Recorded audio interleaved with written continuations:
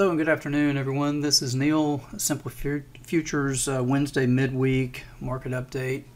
Last I was with you, we got to pay attention because I'm going to talk about different contracts. I'm going to switch you in a minute. The last I was with you was on Monday, very kind of beginning stages of the rollover from September to December, right? So what I was trying to do then was to alleviate confusion. I was talking to you in terms of SPX pricing, or which is essentially marked to the September contract. And the reason we have to be really specific is because there's a pretty big spread between the two. It's 18 and some change points between the September and then an increase or premium of 18 plus points on the December, right? So at that time, this is kind of review first. At that time, we were around the open and we were looking for in front of this CPI report, noting that on Tuesday CPI could be very wild because the market is pretty hypersensitive to all this inflation data right now. And indeed, what happened was it bids up and finds this first quant overhead in the pre-market. That's important because I cannot show you the same on the SPX. It never traded up there in the RTH session, but only in pre-market. In pre-market, it was bid up there. Then 7:30 a.m. rolls around and this thing got dumped, all right? And it got dumped. And with that, we were looking for target down to like 40.25. Well, clearly it traded that, and on the way to 4,000 on Tuesday. So it got pretty hairy. So now what I'm going to do is I'm going to switch to. This is why I was saying we've got to keep with what we're doing here. I'm going to switch to a continuous contract, which is now showing December pricing. And this is important because as of well, pretty much today, I guess. Let's see. As of today, the roll at the CME, they have a pace of roll analyzer tool, and I was checking it real quick. As of today, Wednesday, historically anticipated as being today, and it is, that the roll is pretty well complete in terms of the volume and open interest that is going to roll.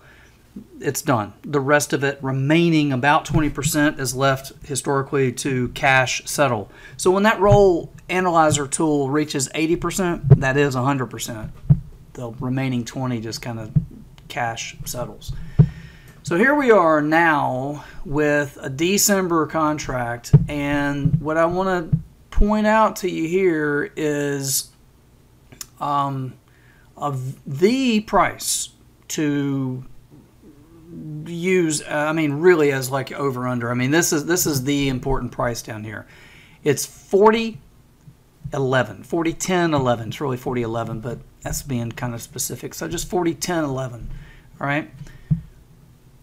That is the biggest balance price in this lower area distribution down here. Above that, it could slip, kind of through a thin series of thin prints up here, and if so, then the big price up here above is 41.58, right? But 40.10 down here for now, we got to worry about that, right? Because, and here's why: Tuesday, big leg down.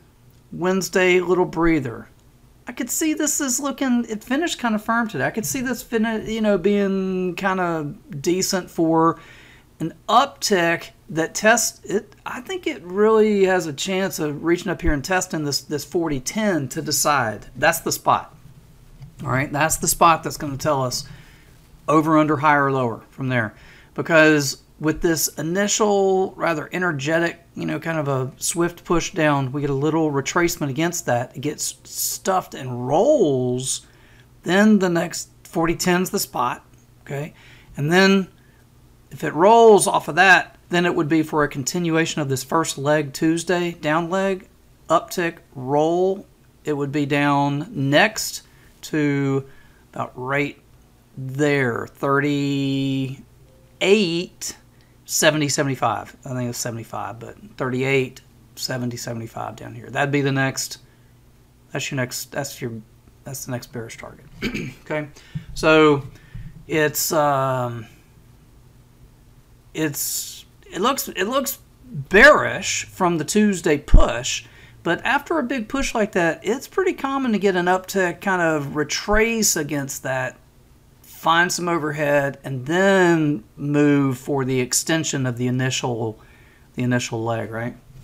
So big down, get a retrace, get trapped up here somewhere, roll, and your next target down here, in my opinion, would be the 38, like 70, 75 down there, okay?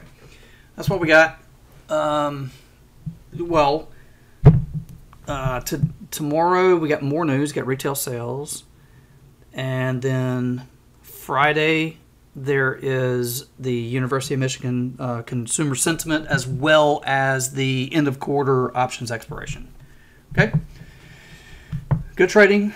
Talk to you soon. Take care. Without simpler trading, I could not have financial independence. This is one of the best investments that I ever made in my life. It's helping me find consistency. It's one of the things that won me